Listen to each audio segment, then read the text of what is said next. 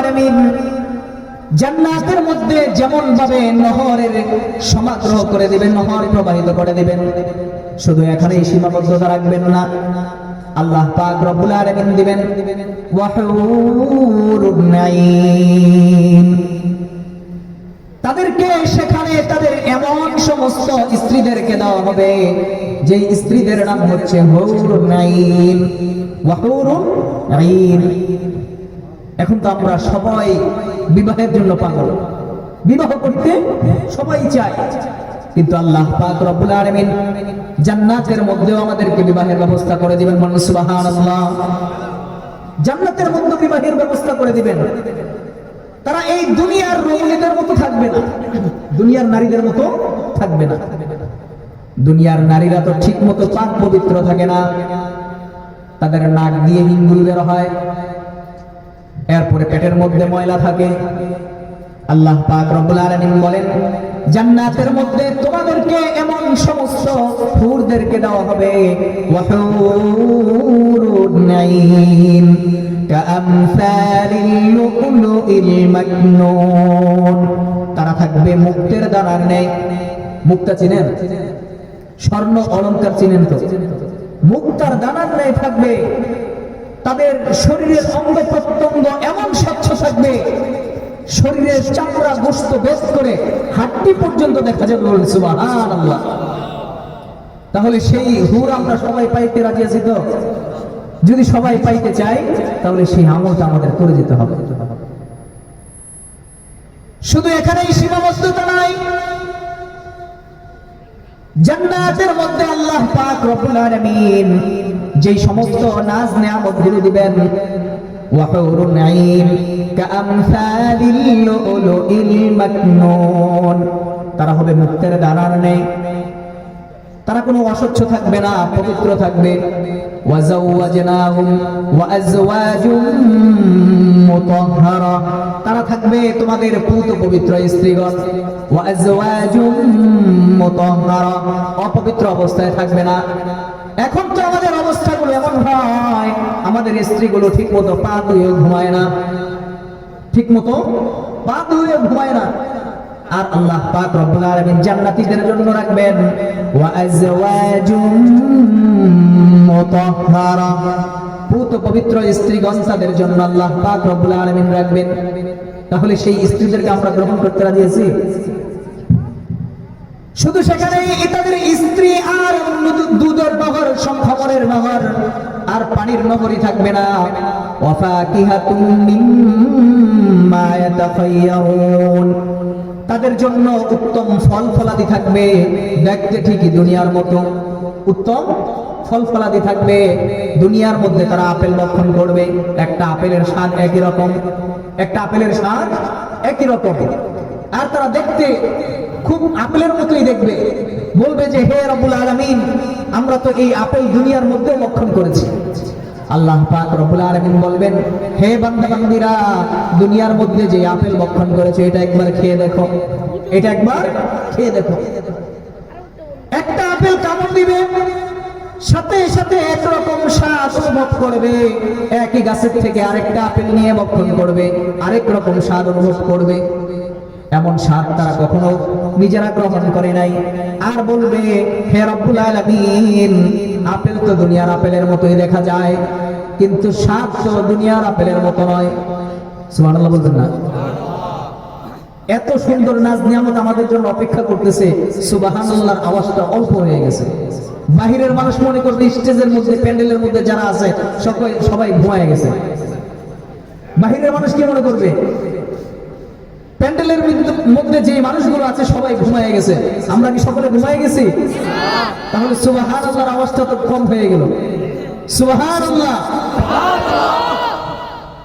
সুবহানাল্লাহ বললো আমাদের ফায়দা থেকে খালি নয়। আল্লাহ পাক রব্বুল আলামিন যেই জান্নাত আমাদের জন্য রেখেছেন, জান্নাতের শাব্দিক অর্থ হচ্ছে বাগান। জান্নাতের শাব্দিক অর্থ কি? বাগান। আর এটা কেমন বাগান থাকবে? ঘন গাছ বিশিষ্ট বাগান। বাগান বাড়ি তো সবাই পছন্দ করেন নাকি? প্রত্যেকের জন্য এই বাগানের মধ্যে এক একটা প্রাসাদ নির্মাণ করে দিবে আল্লাহ তাআলা। সুবহানাল্লাহ।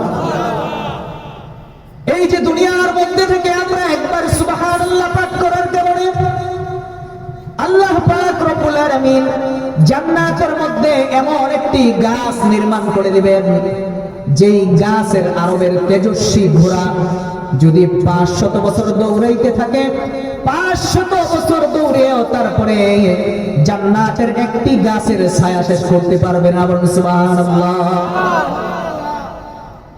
আল্লাহ পাক রব্বুল আলামিন আমাদের জন্য এই ছোট্ট ছোট্ট আমল দিয়েছেন। এই আমলগুলো দ্বারা আমাদের বাড়ি, আমাদের ঘর, আমাদের প্রাসাদগুলো যেন সুসজ্জিত করতে পারি, জান্নাতের মধ্যে আমাদের ঘরগুলো যেন সুসজ্জিত করতে পারি। এই জন্য দুনিয়ার মধ্যে এই ছোট্ট ছোট আমলগুলো আমাদেরকে দিয়ে দিয়েছেন। তাহলে আমরা এই আমলগুলো করতে রাজি আছি তো? বেশি বেশি কি আমল করব? সুবহানাল্লাহ, আলহামদুলিল্লাহ। এই আমলগুলো একেবারেই ছোট, কিন্তু এর নিয়ামতের পরিধি অনেক বড়। এরপরে শুধু আমাদেরকে জান্নাতের মধ্যে স্ত্রীদেরকে দিয়ে সীমাবদ্ধ রাখবেন না। আল্লাহ পাক রব্বুল আলামিন জান্নাতের মধ্যে বিশাল এক সমাবেশের আয়োজন করবেন। প্রতি জুমার দিন জান্নাতবাসীরা সেখানে একটি বাজার বসবে, সেই বাজার থেকে তাদের মনে যা চাবে তারা তা ক্রয় করে নিয়ে আসবে।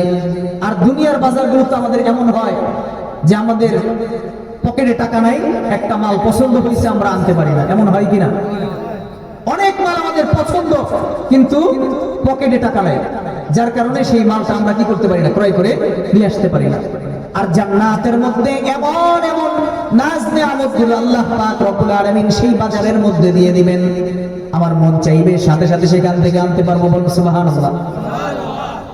শুধু এখানে এই সীমাবদ্ধতা নাই, জান্নাতের মধ্যে সব থেকে বড় নিয়ামত যেটা থাকবে, আল্লাহ পাক রব্বুল আলামিন বলেন, বুজুহু ইয়াওমাইদিন নাযিরা ইলা রাব্বিহা নাযিরা। সেই জান্নাতের মধ্যে সব থেকে বড় নিয়ামত থাকবে আল্লাহ পাক রব্বুল আলামিনের দিদার। সুবহানাল্লাহ। আল্লাহ পাক রব্বুল আলামিন সেই জান্নাতের মধ্যে বান্দা বান্দীদের সাথে কথা বলবেন।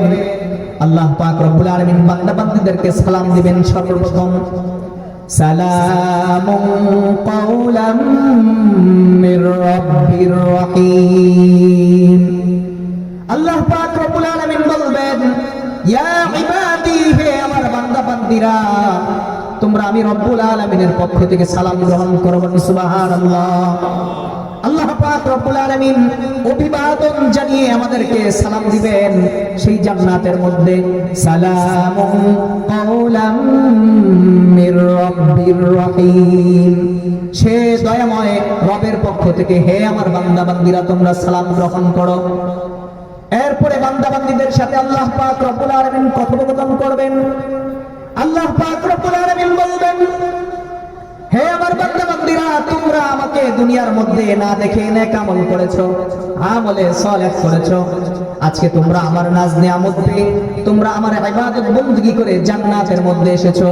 আজকে তোমরা তোমাদের মনে যা চাইবে তোমরা আমার কাছে পেশ করো, আমি তোমাদের সকল আশা পূরণ করব। সুবহানাল্লাহ। তাহলে জান্নাতের সকল নিয়ামত আমরা পেতে রাজি আছি তো? সকল নিয়ামত যদি পেতে রাজি থাকি তাহলে আমাদের আমলে সালেহ করতে হবে। রাজি আছি? আমলে সালেহ করতে হবে। এখানে মাহফিল দেওয়াই হয়েছে যাতে করে এখান থেকে কিছু পাথেও আমরা সংগ্রহ করে নিয়ে যেতে পারি, নাকি আমাদের মাহফিল এখানে আমরা মাহফিল করলাম, সকল ওয়াজ আমরা এখানে রেখে চলে গেলাম, এমন হবে? এখান থেকে কিছু নিয়ে যাব যাতে করে আমরা আমাদের জীবনকে পরিবর্তনের লক্ষ্যে কিছু আমল করতে পারি। যখন জান্নাতীরা তারা সকল নাজ নিয়ামতে সন্তুষ্ট হয়ে যাবে, উম্মতের একদল সর্দার তারা বলতে থাকবে, হে রব্বুল আলামিন, আমরা আমাদের সকল নিয়ামত পরিপূর্ণভাবে বুঝে পাই নাই, সকল নিয়ামত আমরা পরিপূর্ণভাবে বুঝে পাই নাই। সেখানে উম্মতের একদল সর্দার যারা বর্তমানে উলামায়ে কেরাম আছেন তারা বলবে আমরা সকল নিয়ামত বুঝে পাই নাই। তখন জান্নাতবাসীরা অবাক হয়ে তাকিয়ে থাকবে, আমাদের আর কি নাজ নিয়ামত আছে? আল্লাহ তাআলা ফলমূলের কথা বলেছে, সমস্ত ফলমূল আমরা পেয়েছি। প্রাসাদের কথা বলেছে, প্রাসাদ আমরা পেয়েছি। হুরদের কথা বলেছে, হুর আমরা পেয়েছি। সবকিছুই তো পেলাম, আর কি পাই নাই? আর কি বাকি আছে? সেখানে উলামায়ে কেরাম আমাদেরকে ছেড়ে যাবেন না। উলামায়ে কেরাম বলবেন وجوه يومئذ ناظرة إلى ربها ناظرة। তাফসীর ইবনে কাসীর রাহমাতুল্লাহ আলাইহি তার তাফসীরের মধ্যে, বিখ্যাত তাফসীর ইবনে কাসীরের মধ্যে লিখেন وجوه يومئذ ناظرة إلى ربها ناظرة। জান্নাতের মধ্যে সব থেকে বড় নিয়ামত আল্লাহ তাআলার দিদার লাভ করা, আল্লাহ তাআলাকে দেখা। তখন উলামায়ে কেরাম বলবেন, হে রব্বুল আলামিন, আমরা সব নিয়ামত পেয়েছি কিন্তু আপনার দিদার এখনো আমরা পাই নাই। সুবহানাল্লাহ। তখন আল্লাহ পাক রব্বুল আলামিন বান্দা বান্দীদের সামনে পর্দাহীনভাবে দেখা দিবেন। এই ব্যাপারে রাসূলুল্লাহ সাল্লাল্লাহু আলাইহি ওয়াসাল্লাম হাদিসের মধ্যে বর্ণনা করেন, এক সাহাবী জিজ্ঞাসা করেছেন, ইয়া রাসূলুল্লাহ, ইয়া হাবিবাল্লাহ, জান্নাতের মধ্যে যে আমরা আল্লাহ পাক রব্বুল আলামিনকে দেখতে পাবো, আল্লাহ পাক রব্বুল আলামিনকে আমরা কেমন ভাবে দেখতে পাবো, কেমন আকৃতিতে দেখতে পাবো? তখন রাসূলুল্লাহ সাল্লাল্লাহু আলাইহি ওয়াসাল্লাম বললেন, তোমরা যে দুনিয়ার মধ্যে মেঘহীন ভাবে সূর্যকে দেখতে পাও, তোমাদের চোখে কি কোনো ঝলসা ভাব আসে কিনা? তখন সাহাবায়ে কেরাম বললেন, ইয়া রাসূলুল্লাহ, ইয়া হাবিবাল্লাহ, আমাদের চোখের মধ্যে কোনো ঝলসা ভাব আসে না। তখন রাসূলুল্লাহ সাল্লাল্লাহু আলাইহি ওয়াসাল্লাম আবার বললেন, ইয়া ও আমার সাহাবায়ে কেরাম, তোমরা যখন রাত্র অন্ধকারাচ্ছন্ন হয়ে যায়, পূর্ণিমার চাঁদ উদিত হয়, সেই পূর্ণিমার চাঁদ যখন তোমরা অবলোকন করে দেখতে থাকো, সেই পূর্ণিমার চাঁদের বেলায় তোমাদের চোখের মধ্যে কোনো ঝলসা ভাব আসে কিনা? তখন সাহাবায়ে কেরাম বললেন, ইয়া রাসূলুল্লাহ, ইয়া হাবিবাল্লাহ, সেই পূর্ণিমার চাঁদ দেখার সময় আমাদের চোখের মধ্যে কোনো ঝলসা ভাব আসে না এবং আমরা অন্তরে প্রশান্তি লাভ করি।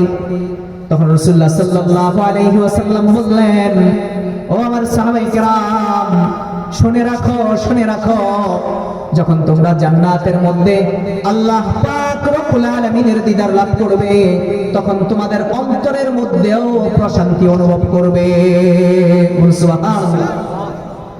তোমাদের অন্তরের মধ্যে প্রশান্তি অনুভব করবে, এমন প্রশান্তি অনুভব করবে যেই প্রশান্তির কথা কোনো কর্ণ কখনো কর্ণপাত করেনি, কোনো জবান দিয়ে কখনো কোনো সময় বর্ণনা করেনি, কোনো চোখ দিয়ে কখনো কখনো দৃশ্যমান হয়নি, দেখেনি, কর্ণ দিয়ে এমন সৌন্দর্য কখন কর্ণপাত হয়নি, জবান দিয়ে এমন সৌন্দর্য কখনো আলোচনা করা হয় নাই, চক্ষু দিয়ে এমন সৌন্দর্য কখনো দেখা হয় নাই। সেই সমাবেশের মধ্যে আল্লাহ পাক রব্বুল আলামিন হযরত দাউদ নবী আলাইহিস সালাতু ওয়াস সালামকে তেলাওয়াত করতে বলবেন। দুনিয়ার মধ্যে সমস্ত সবথেকে সুন্দর কণ্ঠ কার ছিল? হযরত দাউদ আলাইহিস সালাতু ওয়াস সালামের কণ্ঠ।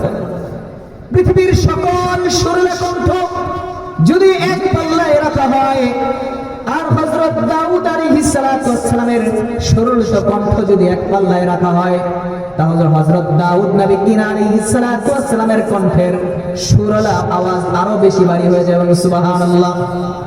তাহলে সেই মহা সমাবেশের মধ্যে আল্লাহ পাক রব্বুল আলামিন বলবেন, পৃথিবীর মধ্যে তোমরা সকল উম্মতেরা দাউদের কণ্ঠের প্রশংসা শুনেছ, কেমন ছিল কণ্ঠ?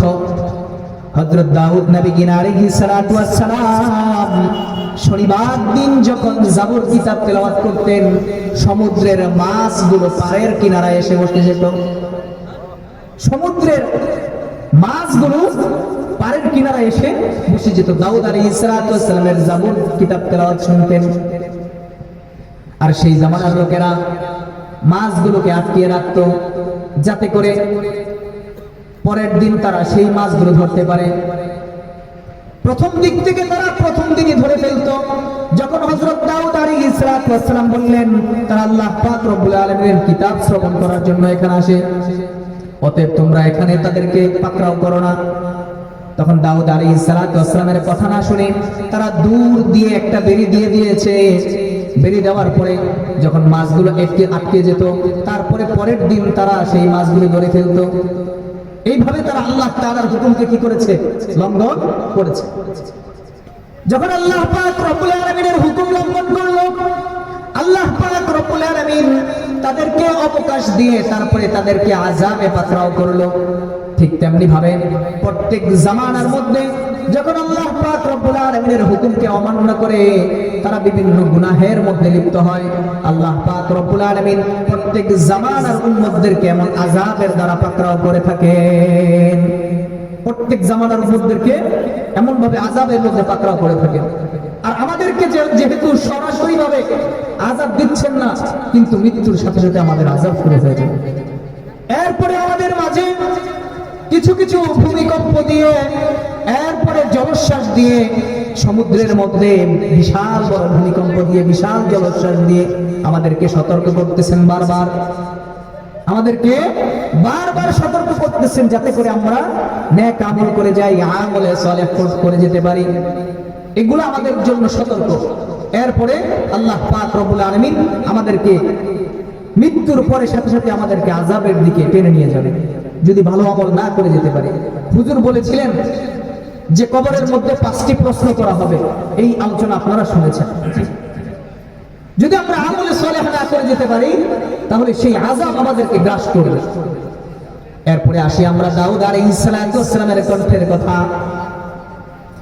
আল্লাহ পাক রব্বুল আলামিন দাউদ নবী আলাইহিস সালামকে যখন কোরআনুল কারীম থেকে তেলাওয়াত করতে বলবেন, হযরত দাউদ আলাইহিস সালামের সুললিত কণ্ঠে কোরআন তেলাওয়াত করবে। এরপরে রাসূলুল্লাহ সাল্লাল্লাহু আলাইহি ওয়াসাল্লামকে বলা হবে, হে আল্লাহর নবী, বিশ্ব নবী রাহমাতুল লিল আলামিন, আপনার উপর যে কোরআন অবতীর্ণ করা হয়েছে আপনি সেই কোরআন থেকে তেলাওয়াত করেন।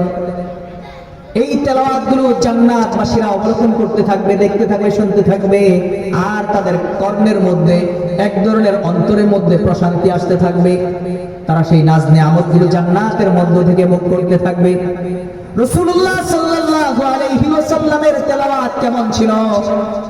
মক্কার মুশরিকিনরা, আমরা তো এই ঘটনা সকলেই জানি, রাসূলুল্লাহ সাল্লাল্লাহু আলাইহি ওয়াসাল্লাম যখন তেলাওয়াত করতেন তখন মক্কার মুশরিকিনরা রাসূলুল্লাহ সাল্লাল্লাহু আলাইহি ওয়াসাল্লামের বাড়ির আঙ্গিনায় এসে বসে থাকতো, চুপ করে বাড়ির আঙ্গিনায় এসে বসে বসে রাসূলুল্লাহ সাল্লাল্লাহু আলাইহি ওয়াসাল্লামের তেলাওয়াত শুনতো কিনা?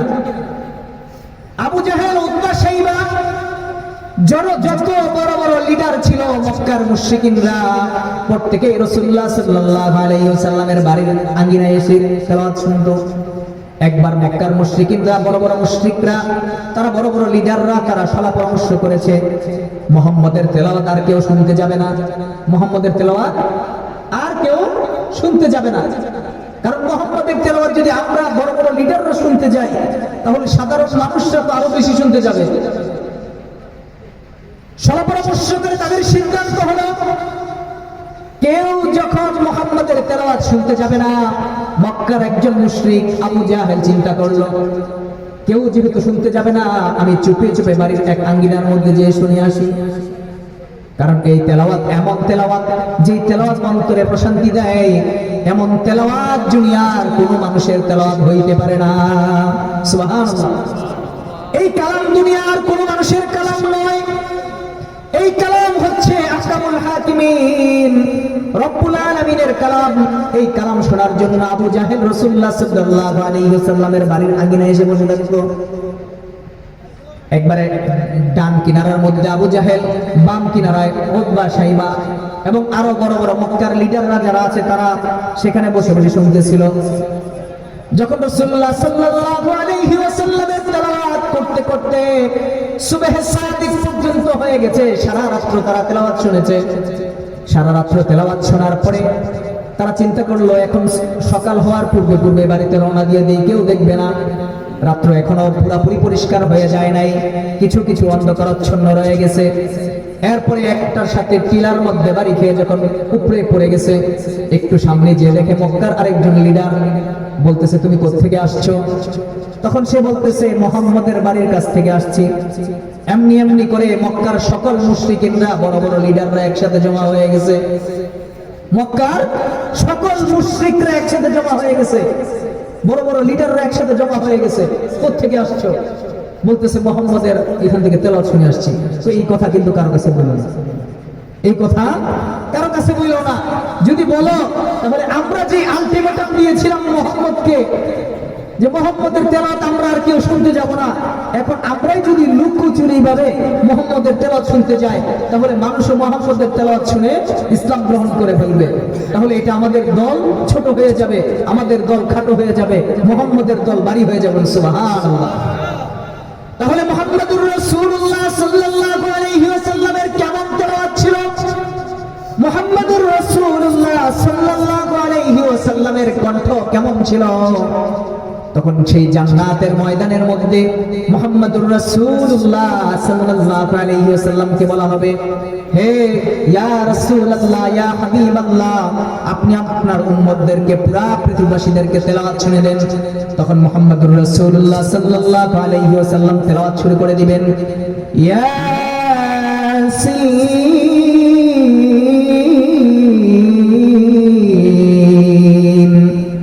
ওয়াল কুরআনিল হাকীম। আল্লাহু আকবার। আমাদের কণ্ঠ তো সুন্দর না, কিন্তু মুহাম্মদুর রাসূলুল্লাহ সাল্লাল্লাহু আলাইহি ওয়াসাল্লামের তেলাওয়াত শোনার জন্য মক্কার বড় বড় লিডাররা পর্যন্ত চলে আসতো। মক্কার বড় বড় লিডাররা পর্যন্ত চলে আসতো। তো সেই মুহাম্মদুর রাসূলুল্লাহ সাল্লাল্লাহু আলাইহি ওয়াসাল্লামকে বলা হবে তেলাওয়াত করার জন্য। মুহাম্মদুর রাসূলুল্লাহ সাল্লাল্লাহু আলাইহি ওয়াসাল্লাম সেই সমাবেশের মধ্যে তেলাওয়াত করবেন।